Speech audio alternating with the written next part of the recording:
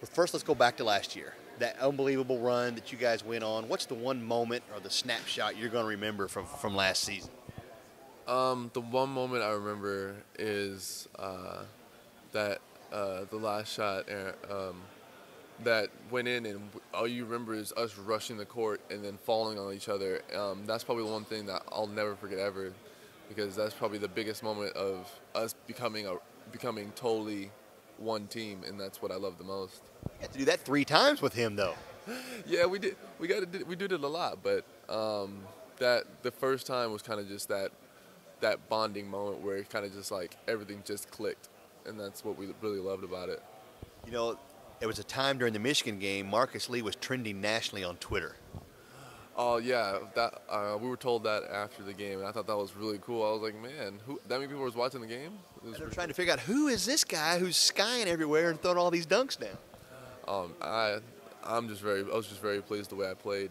Was able to help my team out anyway. It had to be gratifying knowing, just waiting for that one chance, that one moment to do something like that, and you got it. Yeah, always just sit. You always have to just be ready to help your team, and you don't really know when your number is going to be called, and when it was, I just tried to make sure I was ready.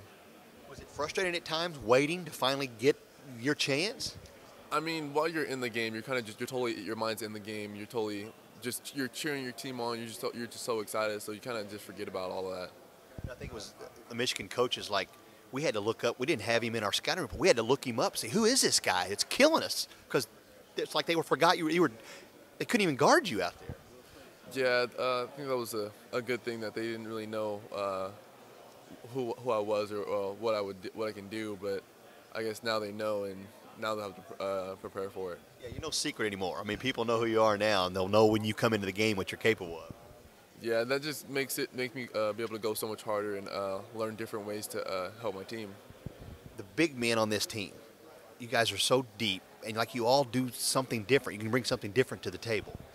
Yeah, none of us are the same on this team. We all do very many different things, and I think that's what makes us click so well, is that we're so different that we just get along together, and we push each other so hard each day, that knowing that we need to get better each day.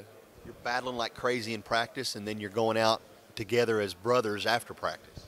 Yeah, we definitely we go hard at each other each day, knowing that we know our limits, and especially when like you'll see Aaron and Andrew start yelling at each other, and knowing that they'll get under each other's skins, and knowing at the end of the day that we go back in the gym or in the locker room like we did really well today, and just instead of just keep yelling at each other, we just kind of just know that we're doing it for the good of the team. What is your role this year going to be then for this basketball? How can you help this team? I mean, I'll do anything. My job is to make sure I'll do all the things that no one else wants to do. I just try to make sure I can help my team any other way, but we won't know that until we start practicing.